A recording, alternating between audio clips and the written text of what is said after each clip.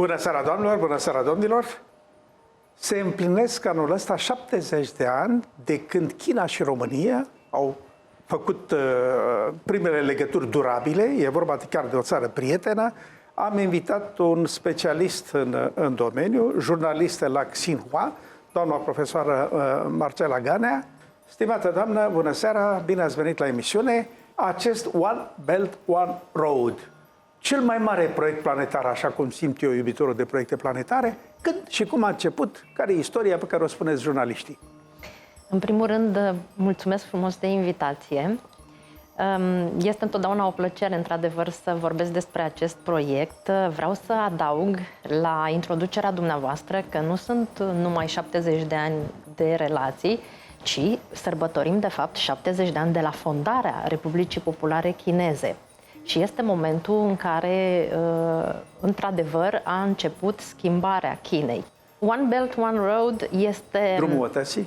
Da, este practic acum se numește Belt and Road Initiative. Centura și drumul s-a tradus în limba română. A fost anunțat pentru prima dată în 2013 de președintele Xi în Kazahstan, la o reuniune. În doar câțiva ani, iată, sunt doar 5 ani, 6 ani, s-au construit prin acest proiect întreaga lume, de fapt, pentru că inițial el a anunțat 6 coridoare, terestre și maritim. Foarte mulți nu și-au dat seama la început ce își dorește China, care se pare că este într-adevăr vizionară prin acest proiect. Inițial s-au dat împrumuturi cu dobândă foarte scăzută țărilor respective în baza unor contracte bilaterale pentru a construi această infrastructură. Trebuie menționat că totul este la scară foarte mare, proiectele sunt uriașe întotdeauna și în timp s-au văzut și rezultatele, în sensul că luăm aici aproape de noi portul Pireu. În momentul în care a fost reconstruit, dezvoltat și preluat de China, în doar 4 ani de zile și-a crescut volumul de 7 ori. Asistăm de asemenea la transport de mărfuri pe cea mai lungă distanță vreodată în istorie, 13.000 de kilometri. Este vorba de garnitura care a ajuns în Marea Britanie la începutul anului trecut. Pe calea ferată. Pe calea ferată. A mai fost o speculație cum că inițial China s-a adresat țărilor sărace și ulterior s-a văzut că de fapt țări foarte bogate, de curând Monaco, nu? Italia, Franța s-au alăturat acestui proiect Belt and Road pentru că în timp au văzut avantajele. Doamna Ganea, vă propun așa, haideți să organizăm puțin discuția noastră. Deci care sunt căile, pentru că chinezii le-au gândit în stil chinezesc, așa foarte exact așa, și presărăm și cu realizări pe care le știm, care ni se arată pe ecran, de la, eu știu, computerul cuantic până la bazele de pe lună. Deci, câte sunt căile de uscat? Hai să întrebăm așa. Mi se pare că 5 sau 6. Sunt 6 și o cale maritimă. Vreau însă să menționez că s-a depășit ceea ce președintele Xi anunța inițial, pentru că, iată, avem America Latina. Deci care au sărit din Eurasia, clar, dincolo. Exact. Africa, foarte multe țări în Africa. Și am impresia, de fapt, Chinei îi place foarte mult ca toate noile proiecte să le pună sub această etichetă de Belt and Road, One Belt, One Road și probabil să rămână așa în istorie, pentru că, iată, se vorbește în egală măsură de The Digital Silk Road, de Arctic Silk Road. Absolut toate schimburile culturale, educaționale sunt puse mai nou sub această etichetă. Care câștigă, doamnă? Câștigul, așa cum am spus, se vede automat prin faptul că în țări în care poate nu reușeau ele însele să-și creeze din lipsă de fonduri sau din lipsă de cunoaștere, nu? Pentru că trebuie să recunoaștem, China în acest moment dovedește că deține capacitățile tehnice, tehnologice de a construi proiecte mărețe. Și apropo de asta vreau să vă dau un exemplu recent.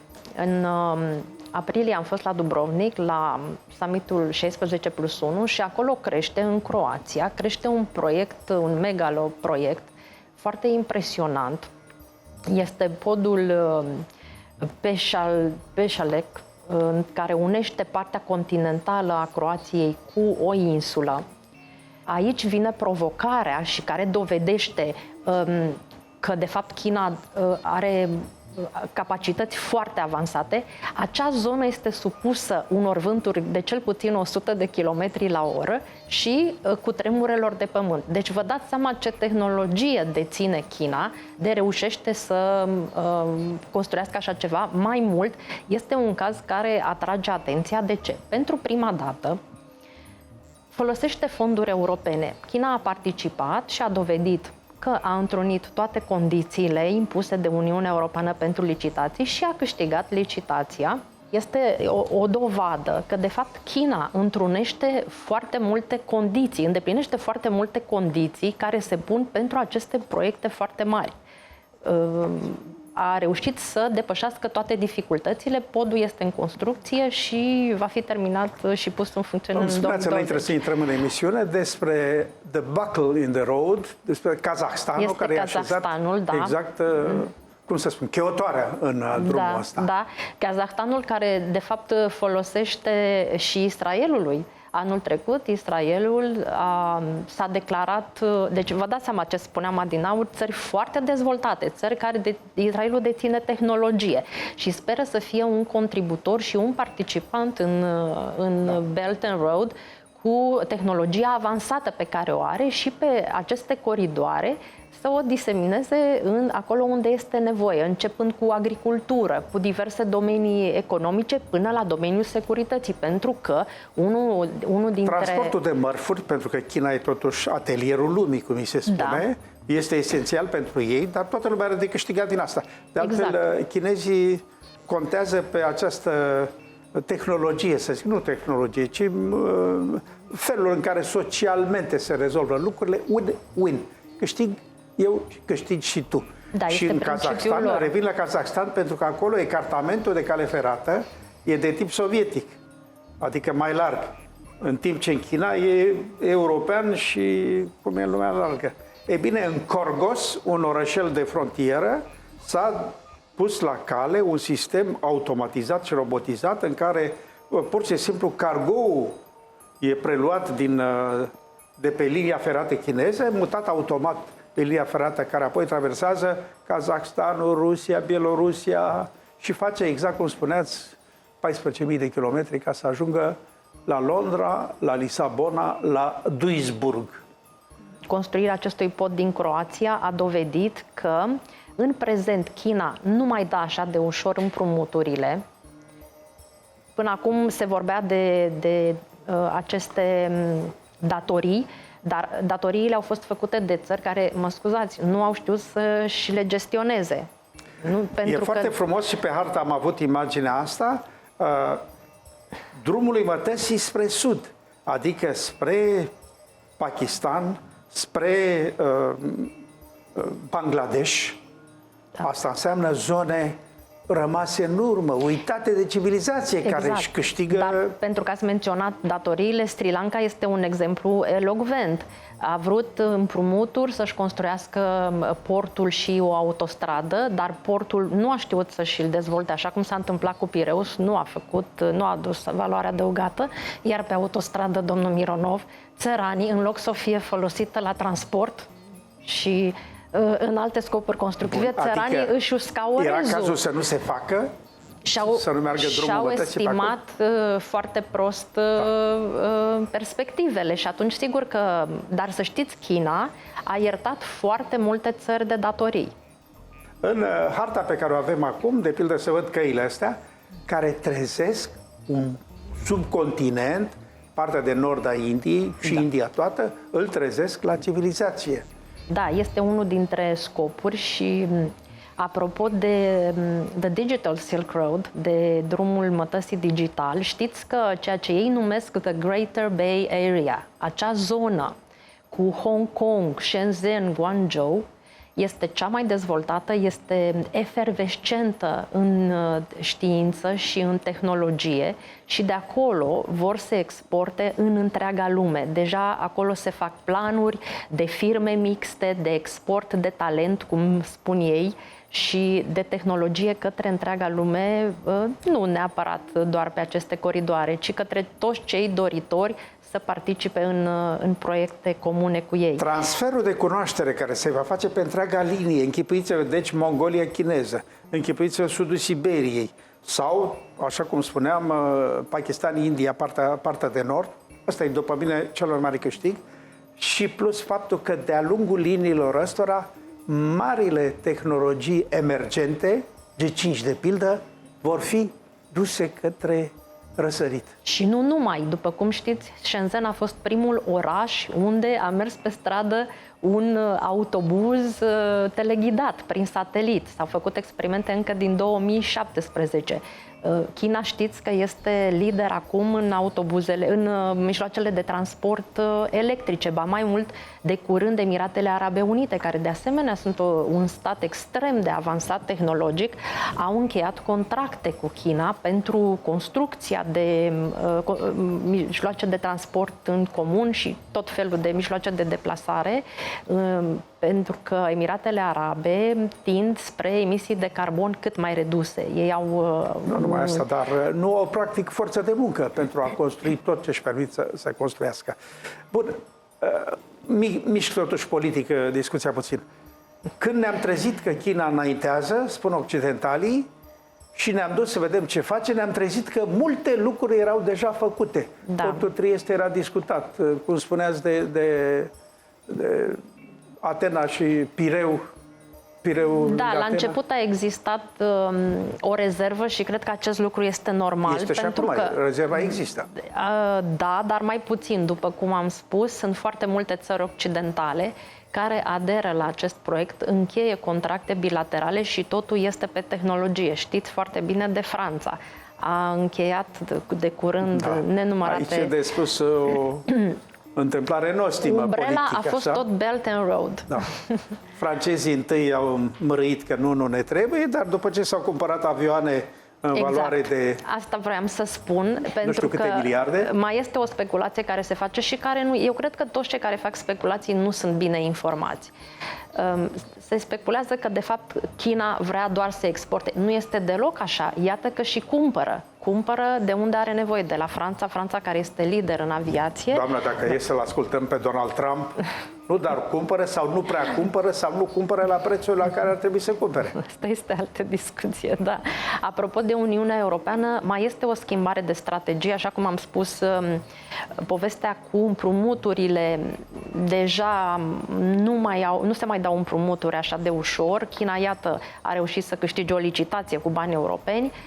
Mai este o schimbare de strategie.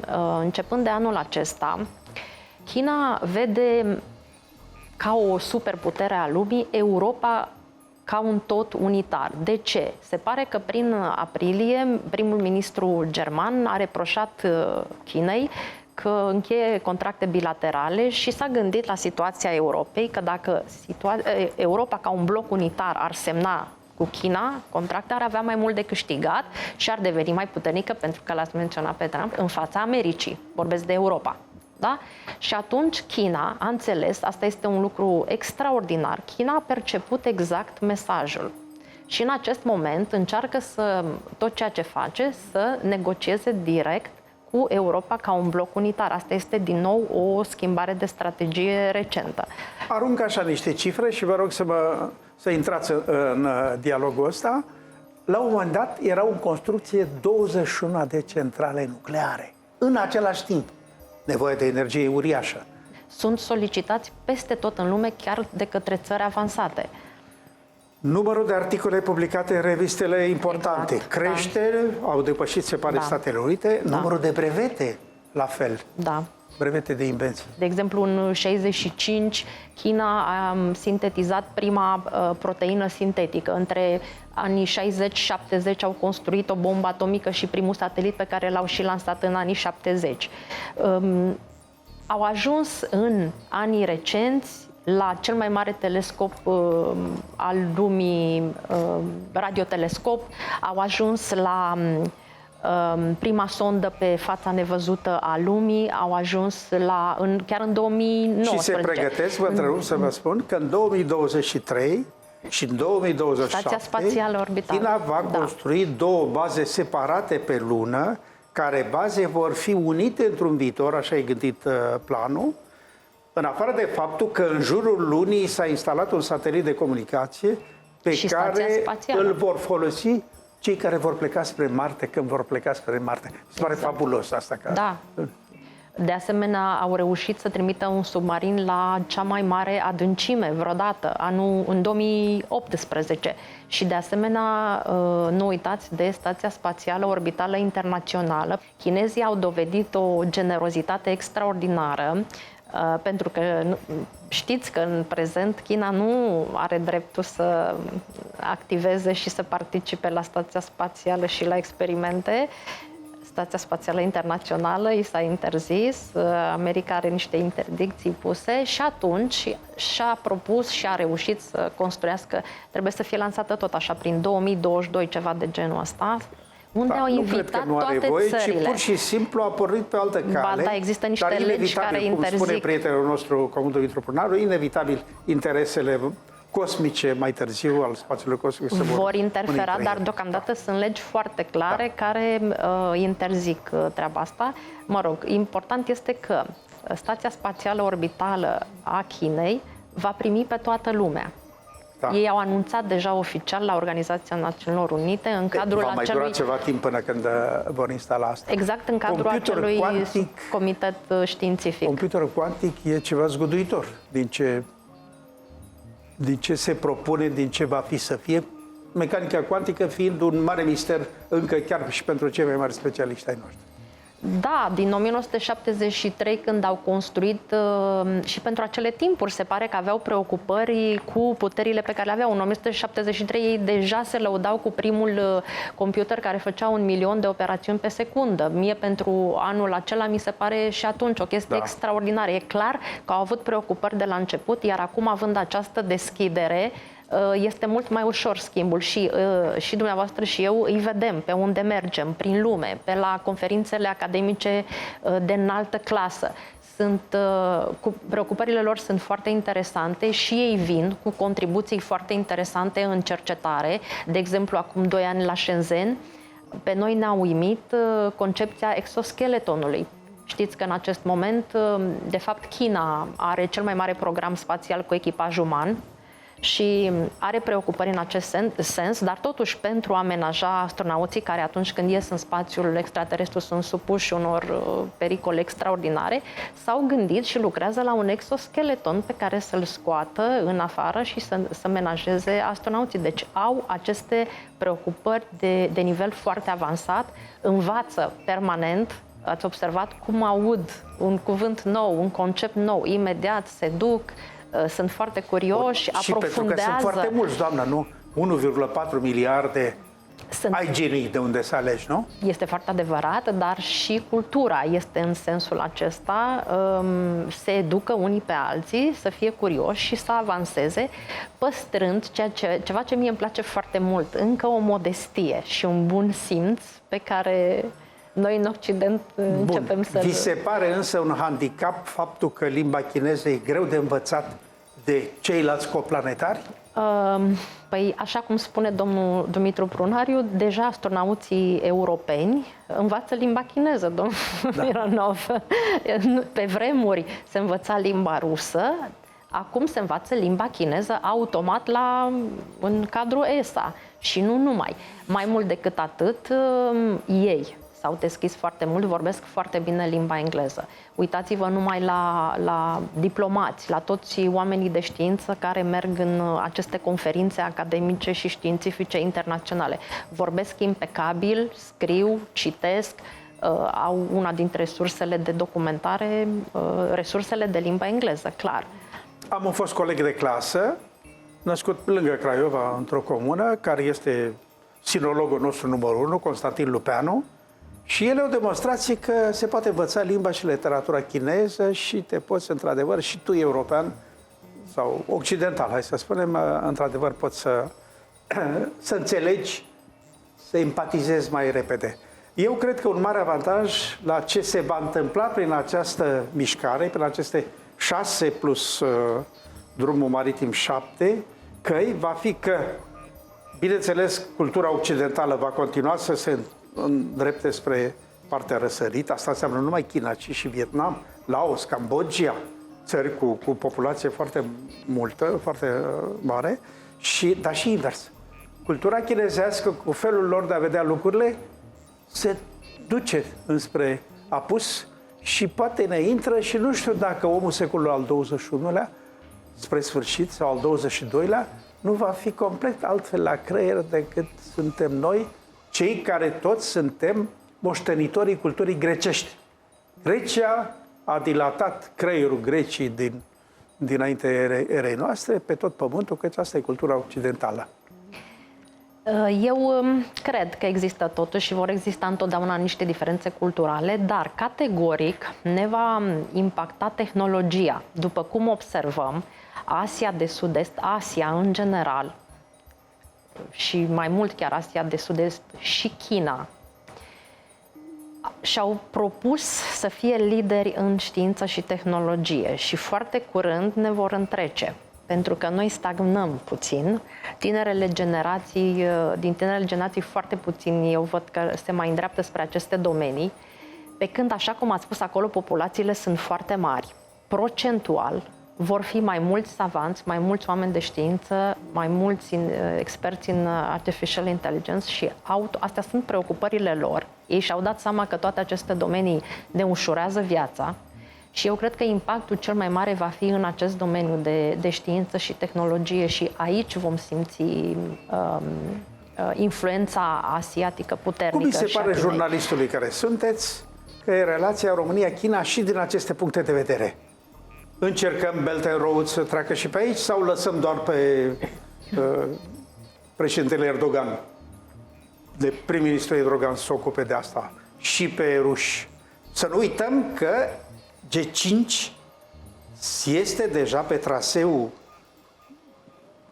unuia dintre bretelele astea ale drumului mătăsii. Deci nu numai că de la Beijing se ajunge la Moscova, trecând prin nenumărate localități și aducând mai spre civilizație chiar sudul Siberiei, ci și faptul că mijloacele foarte înalte, de înaltă tehnologie, sunt mai puse la dispoziția mai multora. Nu știi de unde sare geniu de pe parcurs ca să-ți aducă, ca să aibă un aport în plus. Da, exact. Valoarea adăugată despre care se vorbește pe traseele Belt and Road. Răspunsul la întrebarea dumneavoastră nu cum mi se pare mie, ci cum se vede clar cu ochiul liber. Deocamdată România nu a achiesat, dar eu sper să se trezească, pentru că în momentul în care văd țări foarte dezvoltate, care au văzut beneficiile, s-a mai făcut o speculație, eu numesc asta speculații, că Uniunea Europeană nu ne lasă, că nu putem, că nu știu ce. Nu este adevărat. Atâta vreme cât avem Ungaria cu cele mai mari investiții directe chineze și cu o relație economică extraordinară și Ungaria este membru și a avut nenumărate avantaje datorită infrastructurii. Eu vă spun ce se bârfește prin oraș. Grecia, da. Se bârfește că americanii nu ne lasă să facem legătura cu chinezii care să vină cu investiții mari. De pildă la reactoarele 3 și 4 sau la Tarnița, la hidrocentrală. Da, pe mine nu m-ar interesa ce spun americanii. Eu aș face, dacă tot facem ca la grădiniță, aș face ca la grădiniță. Zic că nu mă joc cu X, dar mă joc prin spatele tău când întorci spatele și în fața ta nu-ți recunosc și spun nu e adevărat, nu m-am jucat cu el. Feminin, așa ar trebui să facem, așa a făcut Ungaria, așa a făcut Grecia, așa, dacă țări puternice, Franța este a patra cea mai înarmată, cel mai bine înarmată stat al lumii, da?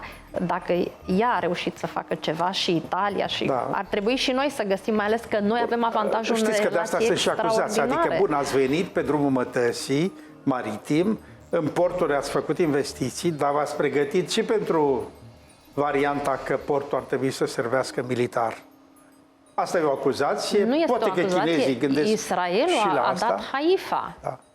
Israelul a dat Haifa și atunci nu cred că mai putem nu cred că mai putem comenta ceva sau critica ceva. Sigur că nimic pe lumea asta nu este doar avantaj, tocmai în asta ar trebui să stea arta liderilor. Eu cred că o să propun ca să continuăm discuția despre relația noastră cu China, despre China High Technology. Știu de pildă că o idee foarte bună privind niște celule descoperite în corpul uman, telomere, de către regretatul academician Laurențiu Popescu, își găsise o contrapartidă în China și făceau experimente. Probabil că din lumea științei sunt multe alte legături care s-au făcut, din lumea industriilor poate încă nu, însă e inevitabil, priviți mai harta asta splendidă, care e acum pe ecran, când vor ajunge americanii pe lună, vor fi primiți cu ceai verde de către chinezi? Cel mai probabil, da. Cel mai probabil. Vom avea și discuții despre China și drumul mătăsii. Mie mi se pare că este un proiect planetar fabulos, fără de care nu se poate. Omenirea nu are cum să meargă înainte dacă nu se pregătește pentru salturi. O seară bună vă doresc!